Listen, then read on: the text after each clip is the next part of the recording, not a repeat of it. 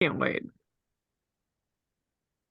Hello, and welcome to another episode of Fertility Docs Uncensored. I'm Dr. Carrie Bedient from the Fertility Center of Las Vegas, and I am joined by my two luscious, lascivious, lightening up the room.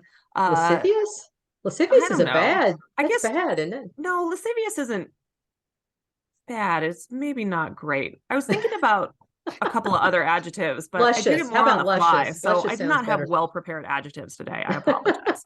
Um, You're Dr. slipping, Carrie. I am slipping, but I have had a hella productive morning, and so I will Been totally busy. take it. I'm joined by Dr. Susan Hudson from Texas Fertility Center Hey, everyone. and Dr. Abby Eblen from Nashville Fertility Center. How are you guys doing? Good. We are good. How are you? Good. Kind of a crazy day running around, but that's okay. It's better to be busy than not, and it keeps me off the Yeah, streets, so we'll that's take true. it. So what have you guys been watching all of the various news and the crazy things that have come out in the past however many weeks, particularly with the sub that just imploded? That's so Yeah. sad. So That's so sad. I have a question. So when I was thinking about it, I don't have bad claustrophobia, but it would take a massive amount of money that someone would have to pay me to get into a small confined object that I knew was going to go that deep underwater, because I don't have any problem at the beach or in pools or lakes or things like that. Is your issue But going down, or you have the same issue going down or up in small enclosed spaces? like an elevator? No, like, would you go to space in a small enclosed Oh, that's a good point. It'd be container? equally. I Like, think it'd be equally is it terrifying equally for me. scary going up as it is going down? Yes. Yes. The answer is yes. I think part of it is being enclosed and not being able to see anything Mm-hmm. and having no idea. Like, I still have very vivid memories of when I was in residency and doing a robotic case where I was as my attending called it, pooching the vagina, like holding the retractors so that the person operating could see. I got really severe claustrophobia because I was stuck in between the vagina, the legs, and the robot behind me with drapes going over the top of me. And so I was in this tiny little space, and I think I had a full-blown panic attack that I just kind of breathed through to get through it. But it's the not seeing things that I think bothers me the most. I What about think you it's guys? I think it's being in a place where you have no control. Like one of the things that I've done, which is probably not scary for many other people, but when we zip lined in Costa Rica, we were way, way, way above the forest floor. And I was just thinking, okay, what if the rope is a little weaker in this spot and it just clips and I go down? Or you just feel like if you were in a submarine or the ocean, you just feel like one tiny little speck. And it would be very scary to me to I know can that say you I don't couldn't. think I would want to go down that far in the ocean. I would definitely be on board for going into space. But I have Really? I do. Like, I mean, if I had the opportunity, I think I would do it. I don't, Really? yeah, but I would not do parasailing or hang gliding or anything like that. But I would go. Skydiving? Skydiving? No skydiving, no. Jumping out of a perfectly good airplane. Crazy. Makes no Seriously. sense. I mean, but it's also tied to some of my other fears are I don't like flyovers, like on big interchanges or very steep bridges. Like, I'm okay like driving on flat bridges, but ones that like you feel yourself going up and then Yeah. and my problem is San not coming Francisco down. Bay. My problem is not coming down. It is totally going up. And then I also don't like stairs that don't have the rafter part in between. The Wow, you've rafter really thought part? about this, Susan. What do you mean by the rafter Open, part? like open Like stairs where your open toe could stairs. go So through. like the part you step on is there, but not the part that's perpendicular. Oh, floating stairs. Okay. Yeah, not a floating stairs fan. I've never had a big problem with stairs, except when I went to Spain, there's a church that they've now finished. It's La Familia Sangra or something like that. It's some Spanish name that I can't pronounce correctly. but you go stories and stories with these winding stairs, and they're all stone, and there's no banister. There's nothing to hold on to, and you're just Mhm. going down and You down. start getting dizzy. In fact, it was in the Da Vinci movie. I think they showed that Mhm. I remember staircase, and that.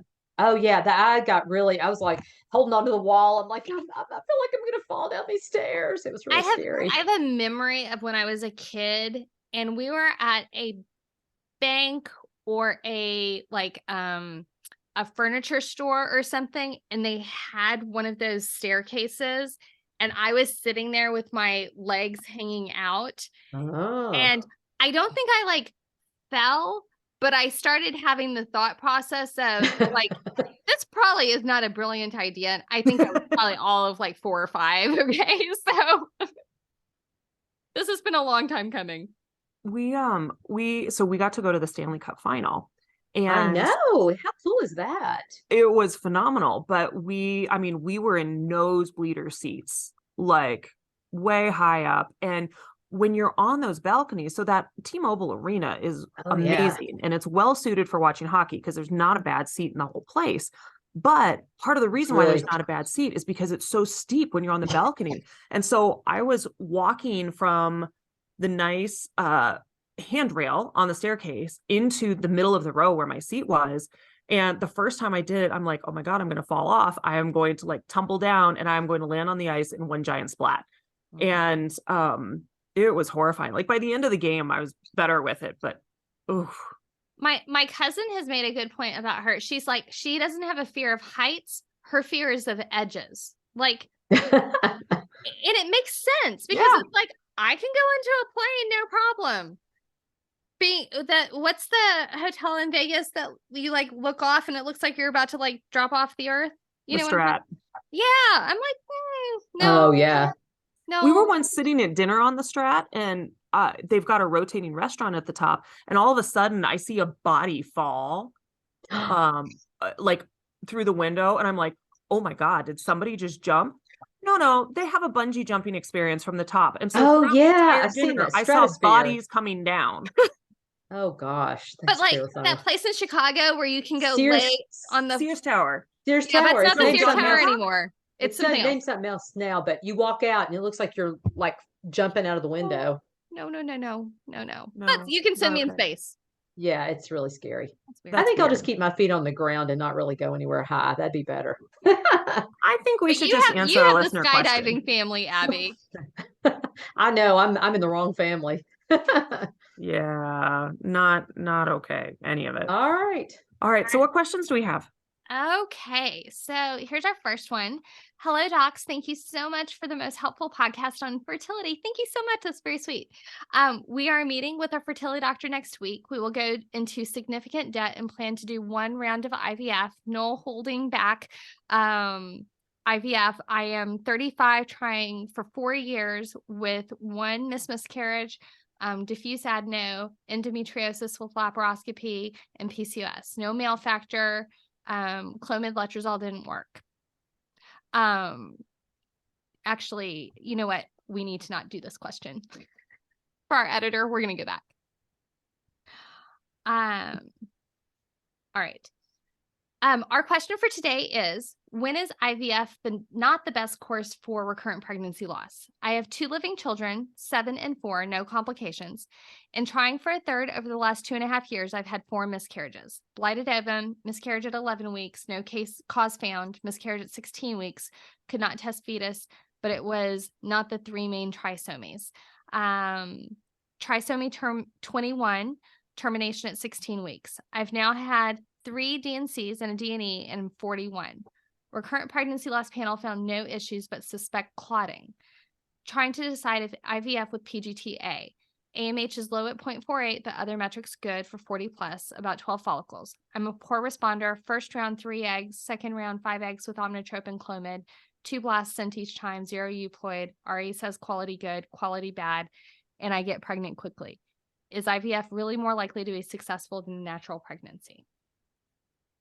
Well, I mean, IVF's more likely to be successful if you get a normal embryo, but that's the challenge. And she's been through what, 3 IVF cycles and has not gotten any normal embryos. Is that right? Pretty much. So Yes. IVF is going to potentially speed up the time to a normal pregnancy. Mhm. which given an age over 40 becomes a lot more important because you don't have much time to burn. If there's truly a clotting disorder, then IVF, may not help that. I mean, you may be able to help that with blood thinners if it's documented and you know what's going on. But you've also got the aneuploidy, meaning the abnormal number of chromosomes issue to worry about just based on age alone. And so. And you don't have time to waste. And Yeah. IVF will decrease the miscarriage rate too, because if you get pregnant again and have another baby with trisomy 21 or some other, abnormal chromosome number, then it may take a month or 2 or 3 to get through all that to start back again. So IVF will at least take those embryos away that would be genetically abnormal that are more likely to result in recurrent pregnancy loss. I mean, I think if you were 28 in having this entire discussion, then you can make a good case for keep trying naturally and see how things go.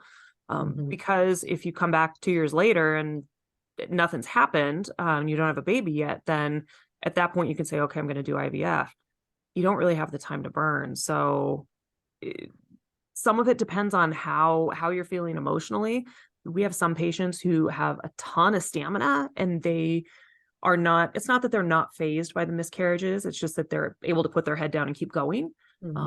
And some people can't. This is a heart decision. Yeah. Yeah. A lot of this is how much effort, energy, emotion do you want to keep putting into it versus concentrating on the 2 kiddos you have or some other method of getting a baby. Yep. Okay. All right. Our next one.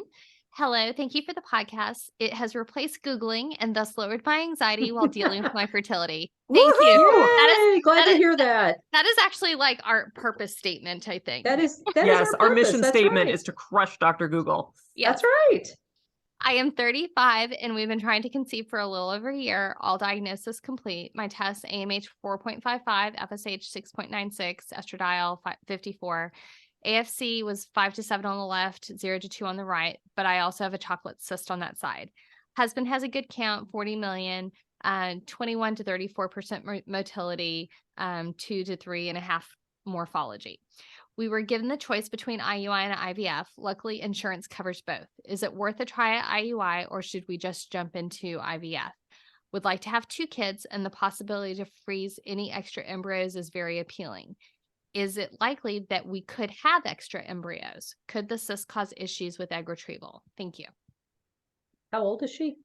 35. 35. Well, you've got an endometrioma, so that makes you think that you've got endometriosis, which is not going to be particularly helpful. I think if you want to have multiple children, this is going to be the most efficient way to do it with the least amount of heartache. I mean, it sounds like you have a really good microfollicle count or antral follicle count.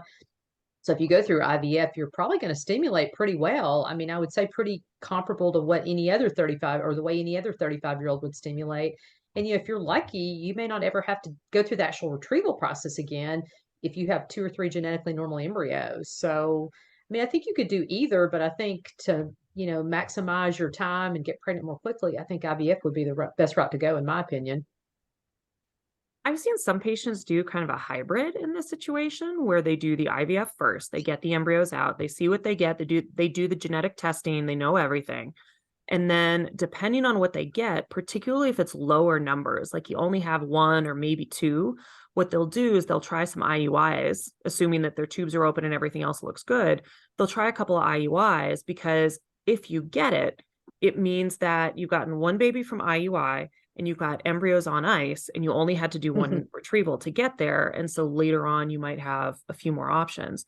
That does mean that you're going to delay your attempts because you're going to have to get through the IVF cycle and recover first. But that's usually just a couple of months at most. So that's one way to go about it, particularly if you want to, because that freezing embryo things is important. And when you have endometriosis, I tend to find that those patients are a little bit harder to stim. I have to use higher doses than I would for the exact same person who doesn't have endo. And sometimes you don't get as many eggs either. So you don't get as many eggs either. And it's a little bit, I find that they're also less reliable in IUIs because they've got more adhesive disease or scar tissue that is blocking the egg and sperm from having their little party together. And so it makes things more challenging, even with IUI. So I would probably incorporate IVF in some way, especially if your insurance covers it. Holy cow, Yes. that's like a unicorn. I agree with Carrie, and also find out specifically about your insurance benefits. So if you have like standard insurance, from one of the major carriers, a lot of times they're only going to allow you to do one IVF stimulation. But if you happen to have progeny benefits, and there may be some other carriers similar to that, where they don't make you use your embryos before doing another stim. Some people can even bank embryos even when they have their fertility benefits. So you need to know specifically what your fertility benefits are. Essentially, if you have embryos, do you have to use them? Okay. And if you don't, then there's the possibility of doing another stim to help preserve the likelihood of you having more babies in the future. Cool. All right. So what we're going to talk about today is emergencies. And all of us did not go into an emergency medicine for a reason. For my particular reason, I don't like unorganized chaos. I only like organized chaos.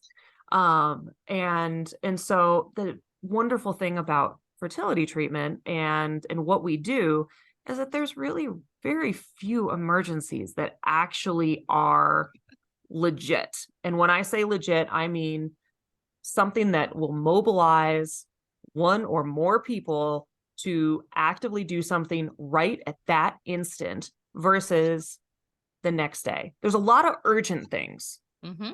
There's not very many emergent things. So with that in mind, what is probably the top of your list for emergency in all of the stuff that we do? Diagnostic testing, transfers, retrievals, pregnancy, all of that, the stuff that the people that we take care of. What tops your guys' lists? You've had a positive pregnancy test and you're having pain or bleeding. Okay. Those warrant a phone call. Okay. Yes.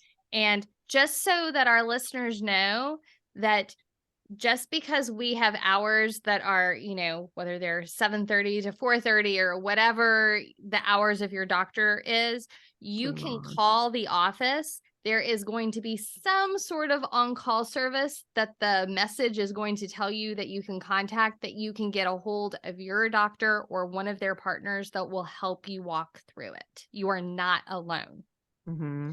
Yeah, and we definitely want to take care of patients that are having emergencies, but that's kind of why we're doing this episode, so we can tell you kind of what an emergency is and what an emergency is not. And, a lot of times if you call somebody at midnight to tell them you're canceling your appointment for the next day, that's not an emergency. Or if you call for yeast medicine at midnight, we've all had those phone calls before. Yep. Those are not emergencies.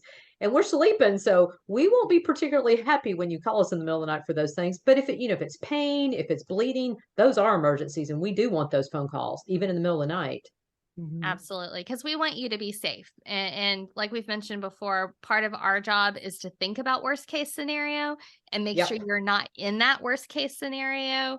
And so it's easier if you have a positive pregnancy test, whether you've peed on a stick or if you've had a blood test and you're having pain and bleeding, it may be okay.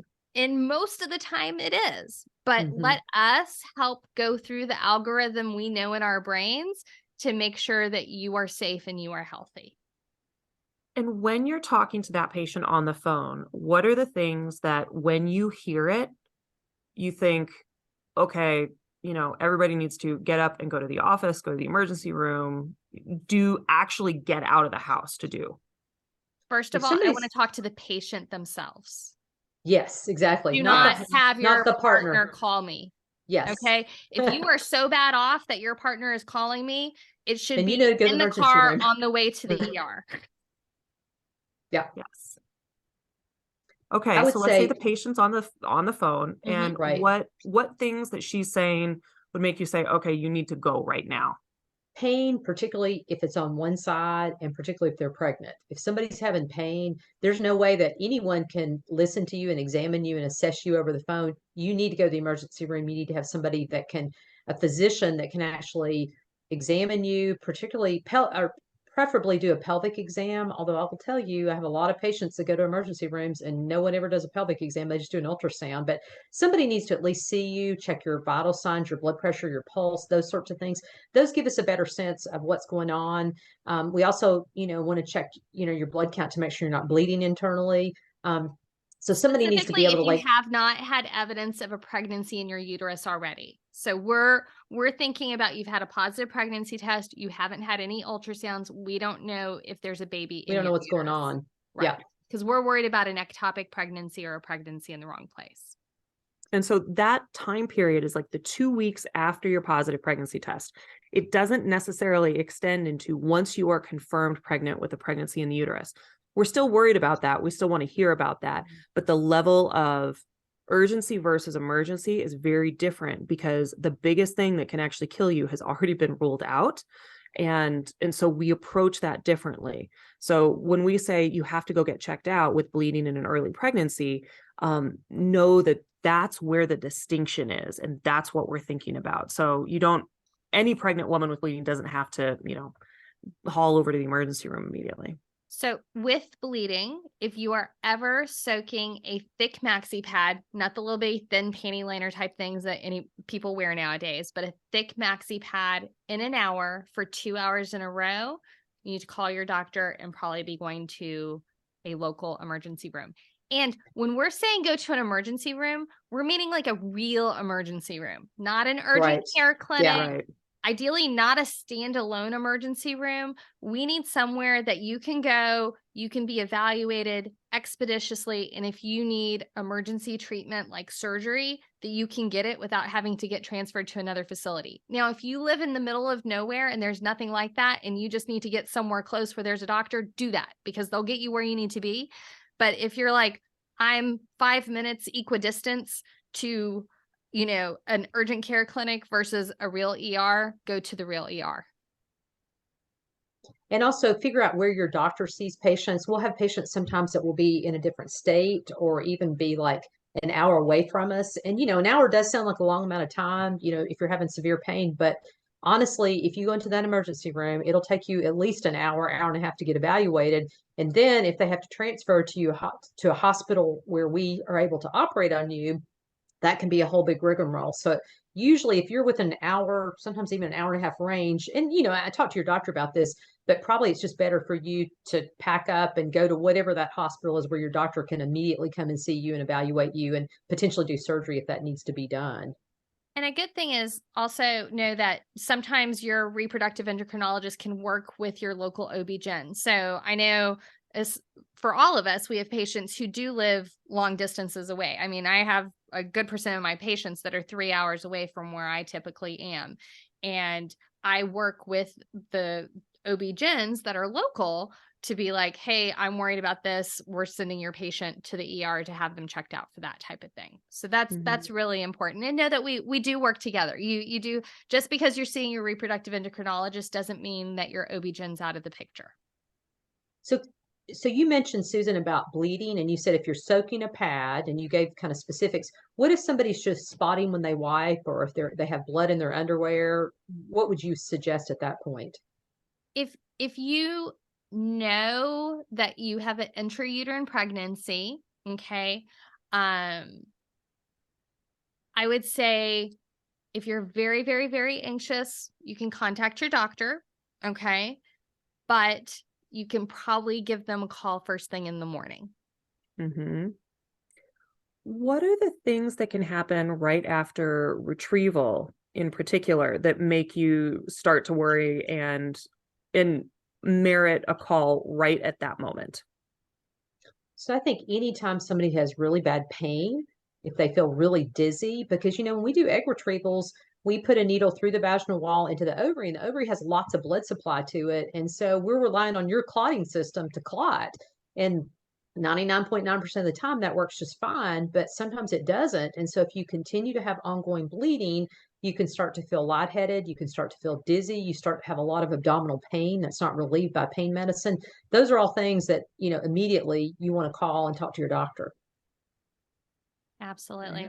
And a little bit further out, you can have evidence of infection. So if you have fever, okay, or the dreaded ovarian hyperstimulation syndrome, okay. And this is one of the things that we're seeing less and less because more of us are doing like Lupron triggers, but you can still get some hyperstimulation syndrome and still get some pretty significant effects from it. So the things that we really need to watch for is if you're having nausea and vomiting and you can't keep fluids down, okay? If you have any trouble breathing, oh my goodness. If you are having trouble breathing or you're having chest pain, call your doctor and you're probably going to the ER. You are at increased risk of getting blood clots. So if you start having pain, like in one of your calves or one of your legs starts swelling up, that is a big, like, let your doctor know now type of scenarios. And if you're all of a sudden, if you're doing fine and then all of a sudden you're not fine, that's a good time to call your doctor because most people after retrieval, you're going to have some pain post-retrieval. By about 6 hours after retrieval, most of your pain should probably be controlled with some Tylenol for most people. And it's going to gradually be improving. It's not going to improve, by the hour, but it's going to be gradually improving. So if you're been improving and then all of a sudden something big changes, that's a good time to call your doctor. When patients call whatever the after hours line, are they guaranteed to get their own doctor? No. No, we have to cover for each other. None of us can work 7 days a week, unfortunately. So that's an important thing to know too, is that a lot of times there will be patients who, if they call, and they get one of my partners, someone who doesn't know you, they may not know you quite as well. And so it's why it's helpful to avoid calling unless you really have to, because somebody who doesn't know you is going to err on the side of safety. They are more likely to say, oh, you need to go in and get checked out. Yeah. The doc or the nurse or the team who knows you a little bit better, they might be able to say, you know what you're describing, I remember you telling me about that 3 days ago and 5 days ago and 7 days ago. And so this sounds very similar to what you're describing. And so why don't you come in tomorrow and we'll take a look at it. And that's very different than someone who never says 2 words, never complains, and all of a sudden calls and says, I hurt. And so there's a lot of those decisions. So for the reasonable things where you can wait, that can be a good thing to do. Is there anything in the diagnostic phase after some of those tests, particularly more invasive ones, that you want to hear about sooner rather than later? So if you have a test where we put water through your tubes or you have a radiologist put dye through your tubes, there's about a 1 to 2% chance of infection. And that chance is pretty low. And if we think you're at a little bit higher risk, usually we'll give you antibiotics to take ahead of time. But, over the years, I've had a few patients who've gotten really sick and within, 12 to 24 hours, even they start to have fevers, they start to have abdominal pain, cramping. Don't blow that off. Call us. We want to know about it because, if you do have a low grade infection, a lot of times if we can treat it sometimes with oral medicine, sometimes we have to admit you to the hospital, but the sooner we find out about it, the sooner we can knock it out. And if it waits too long, then it can just get more severe and cause more problems and it's more involved to take care of it and to treat you. That's the one time we really want to hear about like unusual discharge. Yes, absolutely. Okay? Absolutely. Like that's the one time that discharge is probably a big flag for us. What are the things that are not emergencies? They might be urgencies, but they're not emergencies. I've got a couple more emergencies I want to talk about. Okay. Go for it. There's always that one person you're thinking of. So if you are doing your trigger shot and you mess up your medicine, you mess up the time, you're worried you did, but you're not sure if you messed up, call your doctor. Okay? Because there are sometimes things we can ask you to guide you through the process to figure out, did something big happen that shouldn't have, or are we okay? If you think you took your trigger shot, like for an IUI cycle at the same time as you took something else, and that was actually days ago, tell your doctor. because it happens. It happens. It happens to a lot of people. Let us know when those things happen. And also, if you are unsure of your trigger shot time, particularly for an IVF cycle, IUI would get a lot more grace. But for IVF, if you think, oh, I thought they told me at night, but it says 11 a.m., please call and let us know and ask the clarifying question of, did you really mean AM or PM? Did you really mean this time or that time? Because I thought we talked about this and I see this and I just want to confirm it, because that 12-hour difference may mean the entire clinic has to come in at 1 a.m. to do a retrieval. Right. Right. Yeah, it's really good for those sorts of things. And of course, we all deal, with everybody that's doing IVF. It's really important to make sure you know your instructions going into a weekend. Make sure you know your instructions after you talk to the nurse, and even tell them back to the nurse so that you'll remember them, because those are the types of things that can be taken care of during the day. And plus, if you get to Saturday night and you're about to give a trigger shot, and it's midnight, people a lot of times tend to panic when it's in the middle of the night. So the more educated you can be and the more you understand what you're supposed to do, generally those types of things don't happen as much. So this kind of goes into that being prepared and that segue of emergent versus urgent. Mm-hmm. So emergent versus urgent, especially with medications. Make sure you have enough medication. Do not leave ordering medication to the last moment. Be aware of weekends and holidays. Okay. And weather. And storms. And weather and storms, and not necessarily storms in your area, storms all over the United States. Like, that these affect things shipment. happen, but make sure you have your medications. If you don't have your medications, don't just not do something. This is an urgent thing. Call your doctor, because sometimes you may have other medications that we can like double up with and kind of manipulate until you get your medicines the next day or something like that. And then sometimes there's the, oh crap, you're going to need to meet me at the office, because if you don't take this, we're going to have a major issue. Oh crap, we don't have any way of getting that medicine on Sunday. So which is very true, because there's sometimes we have samples, sometimes we don't. And there's not all medications provide your office's samples. And so it's important for you to make sure you are prepared. And unfortunately, once in a while, it ends up costing you a little bit extra, okay, to maybe have a little extra medicine on hand. But that's not nearly as expensive as having to redo your whole cycle because something big happened. Mm-hmm. Definitely agree with all of that. And the same way with oral medicines too. If your prescription has run out and you're probably going to need it. I mean, oral medicine's pretty cheap. So just make sure that you have a prescription phoned in for you. Running out of your thyroid medicine is not worth an after hours phone call. Mm-mm. Or your metformin, or your birth generally a birth control pill. Yeah. Those can usually happen the next day. Yeah. So it's a lot of instructions, but I think these are really important instructions to listen to when it comes to your fertility medicines, because timing is so very important. And, it's a lot of people are not good about planning ahead sometimes. And just, if you know what you need to do, just make sure you plan ahead. That's really the key with a lot of what we do, because a lot of the oral medicines we can get at the local pharmacy, but a lot of the injectable medicines we can't. So, just the worst phone call I think is when I get a phone call at 11 o'clock on a Saturday night and somebody said, I didn't get my trigger shot medicine. And you're like, crap, so we don't ever want anybody to run into that situation. Yeah, I definitely agree with that. Any other emergency type things that you guys can think of? Either the common calls that are not actually emergencies. I think medications are probably the bulk of that, with vaginal discharge being a close second. Most of the time, vaginal discharge is not the emergency. Just because you have discharge does not mean you're ovulating.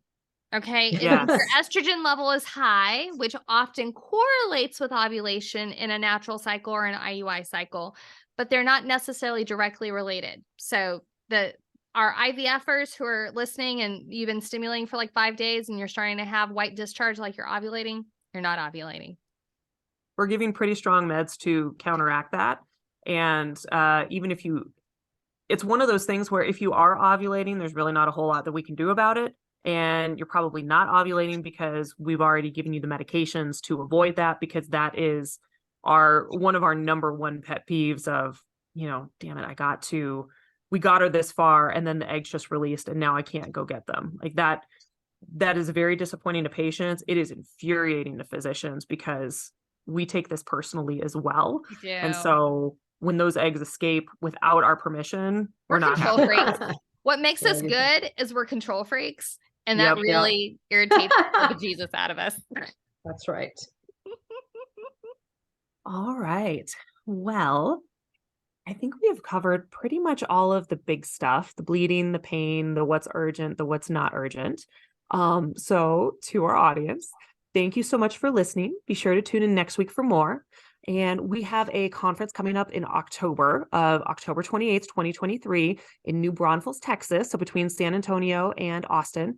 So be sure to start looking at our website and sign up so you can come see us and we can have a grand day together. Be sure to subscribe, leave us a review in Apple Podcasts. We really appreciate that. You can also visit fertilitydocsuncensored.com to submit specific questions you have about infertility.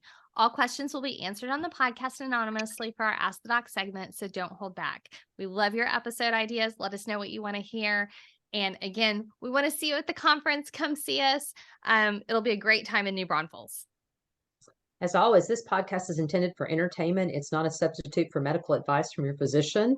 And be sure and subscribe. We want to keep this podcast going and we'd love to hear from you and love to hear your thoughts. All right. We'll talk to you later. Bye. Bye. Bye.